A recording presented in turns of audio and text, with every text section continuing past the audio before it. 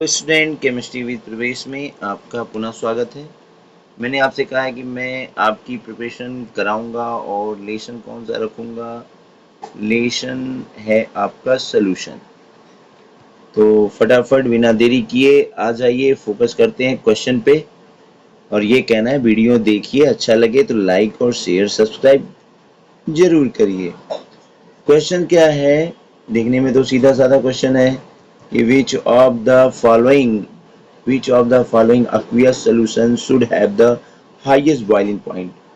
अब highest boiling point किसका होगा? 1 MnOH, 1 MN2Na2SO4, 1 MNH4NO3 या 1 MKNO3। यानी आपको 4 दिया गया, सबकी मोलरिटी सेम है NaOH। 1 M का मतलब तो क्लियर है ना, 1 मोल लीटर इनवर्स, राइट। यानी 1 लीटर में 1 मोल डिजॉल्व है। इस रेशियो से आपके पास 1 MnOH है। और दूसरा आपको दिया गया है सोल्यूशन Na2SO4 और तीसरा आपको दिया गया है NH4NO3, राइट। और फोर्थ वन दिया गया है KNO3। ये 4 दिए गए हैं, सबकी कंसंट्रेशन 1 M रखी गई है। 1 M बताना है बॉइलिंग पॉइंट किसका ज्यादा होगा। तो चलिए सोल्यूशन पार्ट पे चलते हैं। दूसरा क्वेश्चन भी है, उसको हम इसके बाद लेते हैं। सबसे पहले तो आपको ये आना चाहिए कि एलिवेशन इन बॉइलिंग पॉइंट क्या होता है। तो देखिए क्या है कि पहली बात तो एलिवेशन इन बॉइलिंग पॉइंट ये क्या है, ये एक कोलिगेटिव प्रॉपर्टीज है। ये कोलिगेटिव प्रॉपर्टीज है, कोलिगेटिव प्रॉपर्टी। तो कोलिगेटिव प्रॉपर्टीज क्या होती है? आप ये जानो कि कुछ ऐसी प्रॉपर्टीज होती हैं सॉल्यूशन की जो डिपेंड करती हैं नंबर ऑफ पार्टिकल्स पर, नंबर ऑफ पार्टिकल्स पर डिपेंड करती हैं। तो कोलिगेटिव प्रॉपर्टीज उसे ही कहते हैं। यानी नंबर अगर डबल हो गए, नंबर अगर डबल हो गए तो जाहिर सी बात है वो प्रॉपर्टीज में भी हमें ट्वाइस ट्वाइस उछाल देखने को मिलेगा, या वो भी डबल हो जाएगा। और अगर वो नंबर ऑफ पार्टिकल आपके हाफ हो गए, ठीक है, पार्टिकल्स अगर हाफ हो गए तो वहां भी हमें क्या दिखाई देगा? हाफ रिडक्शन दिखाई देगा। उस प्रॉपर्टीज, उसकी मैग्नीट्यूड में रिडक्शन दिखाई देगा। तो क्या है एलिवेशन इन बॉइलिंग पॉइंट?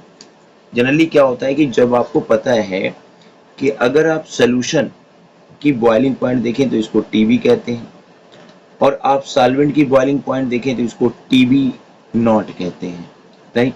दोनों के डिफरेंस को, सॉल्यूशन की बॉइलिंग पॉइंट हमेशा हाई होती है सॉल्वेंट की बॉइलिंग पॉइंट से, और जब ये डिफरेंस निकालते हैं तो इसी को कहते हैं एलिवेशन ऑफ बॉइलिंग पॉइंट, जिसको डेल्टा टीबी से हम रिप्रेजेंट करते हैं, डेल्टा टीबी से, ठीक है। डेल्टा टीबी से वो यहाँ पे आपके अगर देख रहे होंगे कैपिटल बी लिखा हुआ है, यहाँ भी कैपिटल बी, उसको स्मॉल बी कर लीजिएगा, वो सब स्क्रिप्ट टाइपिंग मिस्टेक है, राइट।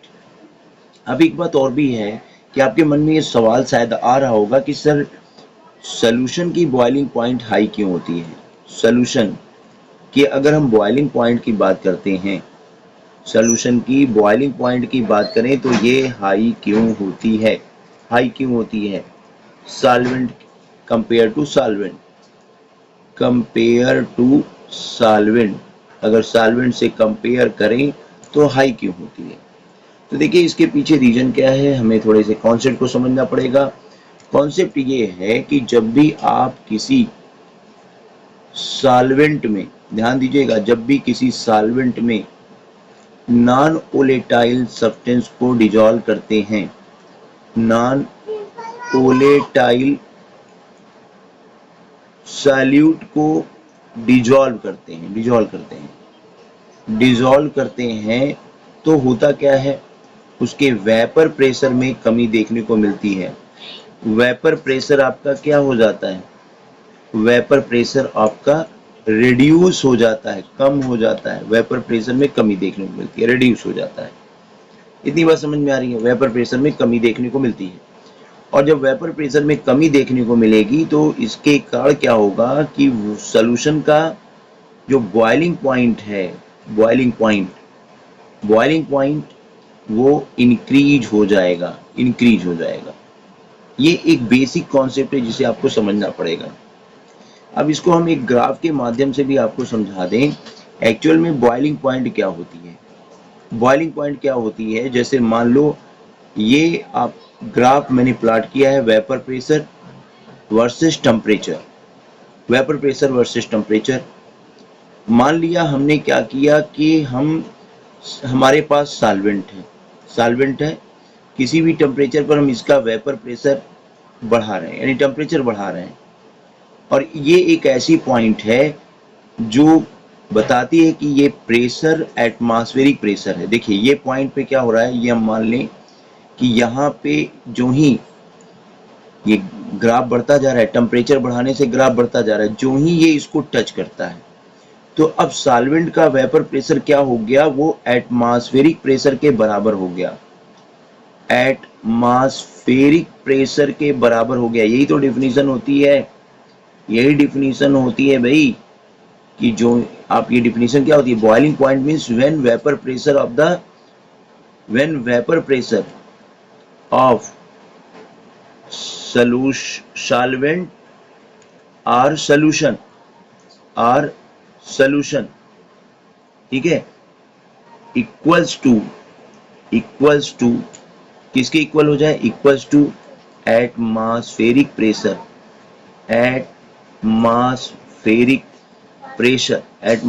प्रेशर। तो इसे हम क्या कहते हैं, जिस टेम्परेचर पर ये हुआ वो टेम्परेचर हमारी बॉइलिंग पॉइंट कहलाएगी, राइट। तो ये मुझे कॉन्सेप्ट देना था। तो क्या आप देख रहे हो कि मान लो ये टेम्परेचर आपका टीबी नॉट था, टीबी नॉट पर ये आपके सॉल्वेंट का वेपर प्रेशर एटमॉस्फेरिक प्रेशर के बराबर हो गया। तो टीबी नॉट आपका क्या हो गया, टीबी नॉट बॉइलिंग पॉइंट होगी सॉल्वेंट की।